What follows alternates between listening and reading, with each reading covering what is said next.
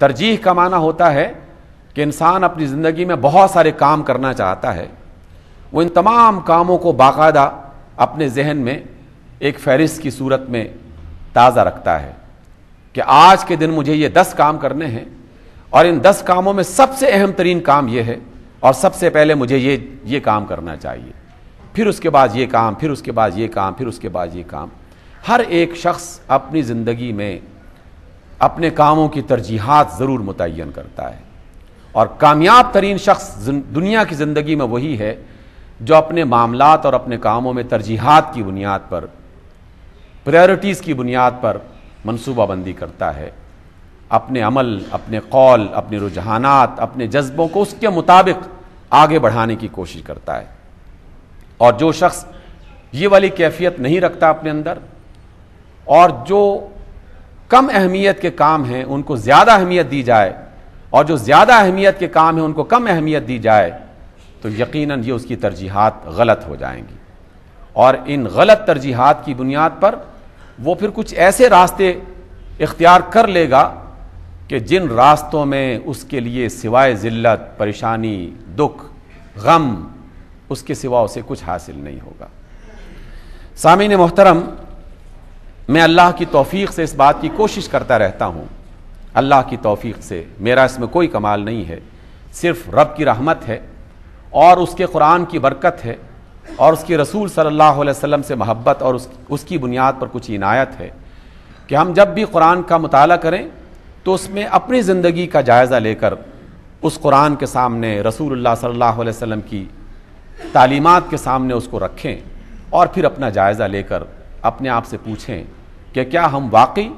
جنت کے حقدار ٹھہر رہے ہیں کہ نہیں ٹھہر رہے، اللہ کی رضامندی، اس کی محبت کے حقدار بن رہے ہیں کہ نہیں بن رہے۔ اس کے لیے آج کے خطبے میں 2-3 باتیں آپ کے سامنے رکھنا چاہتا ہوں۔ پہلی بات کہ جس کی طرف میں نے اشارہ کیا، ترجیحات، اپنی زندگی کی پرائرٹیز، اس کو اپنے ذہن میں رکھنا چاہیے، بحیثیت فرد کے بھی اور بحیثیت قوم کے بھی۔ یقیناً کچھ لوگ اس بات کی طرف منتقل ہو رہے ہوں گے جس کی طرف میں آپ کو متوجہ کرنا چاہتا ہوں۔ کیسی عجیب بات ہے، کھیل، تفریح اور اپنے دل کو خوش کرنا، یہ یقیناً ہر ایک انسان کا فطری تقاضا ہے، ہر ایک انسان کی ضرورت ہے۔ اللہ نے اس سے منع نہیں کیا، رسول اللہ صلی اللہ علیہ وسلم نے اس سے منع نہیں کیا، بلکہ اس کی ترغیب دی ہے۔ باقاعدہ رسول اللہ صلی اللہ علیہ وسلم نے کھیل اور تفریح کی ترغیب دی ہے، اور خود مختلف قسم کے کھیلوں میں اور تفریحات میں شریک ہوئے، اور شریک ہونے کے ساتھ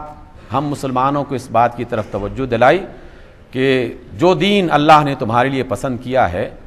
یہ دین رہبانیت والا دین نہیں ہے کہ جس میں صرف انسان غم اور پریشانی کے عالم میں رہے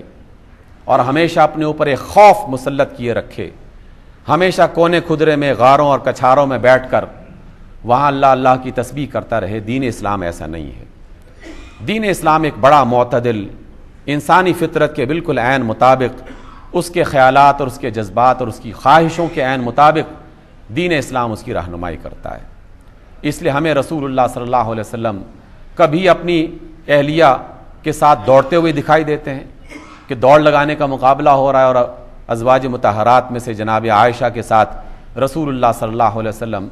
سید الانبیاء، سید الرسل، اور پوری کائنات میں سب سے عظیم انسان،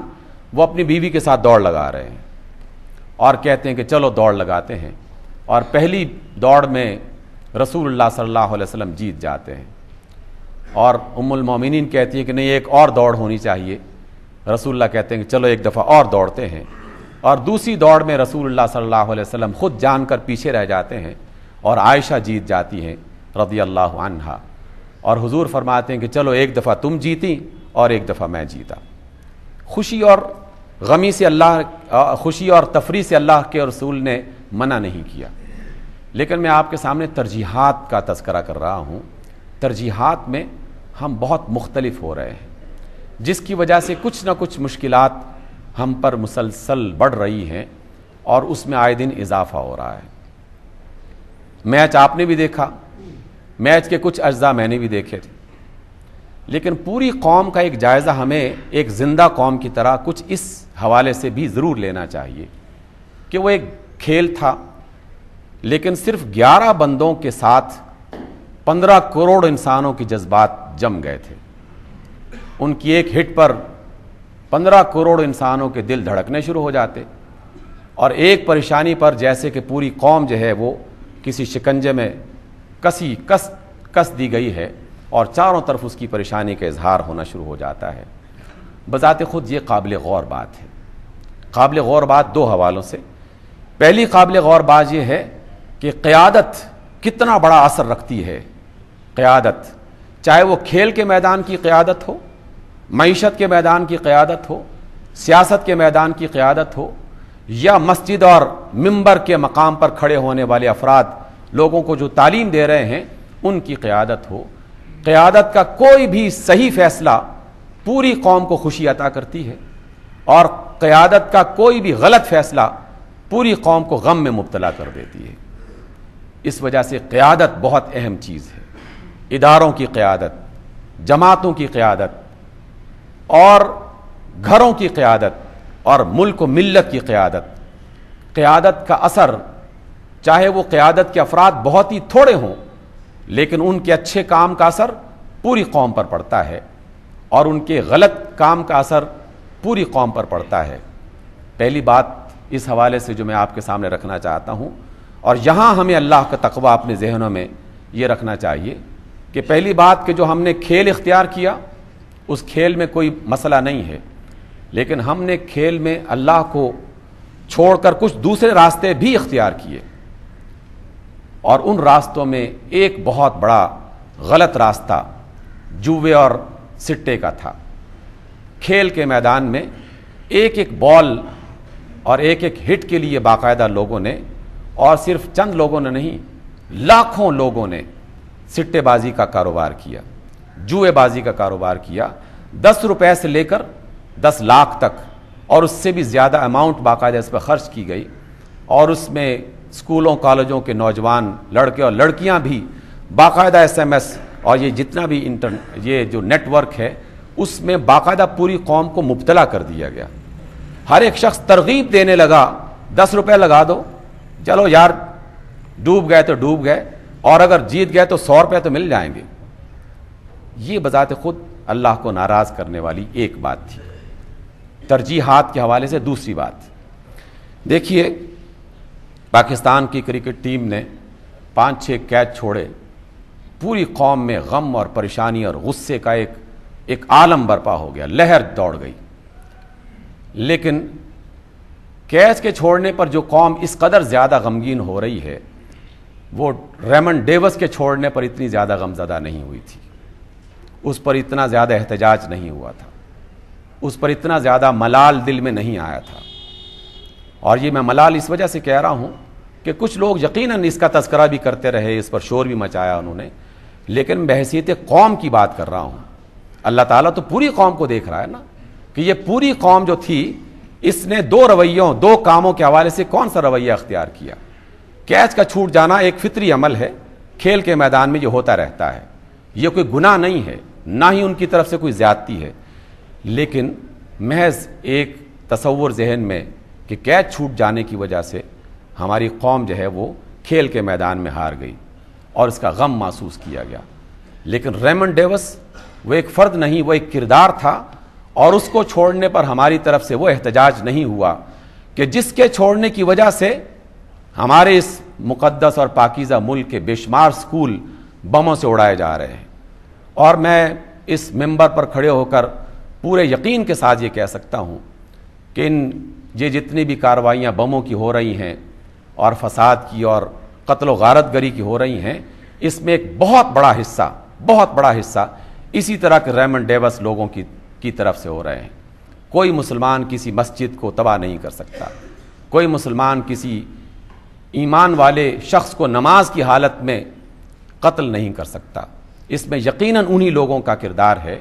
اور اس کو چھوڑنے میں کسی شخص نے، خاص طور پر جو بڑی قیادت کے لوگ ہیں اور بڑی جماعتوں کے جو لوگ ہیں، انہوں نے اس پر کا اظہار نہیں کیا، اس غم کا اظہار نہیں کیا،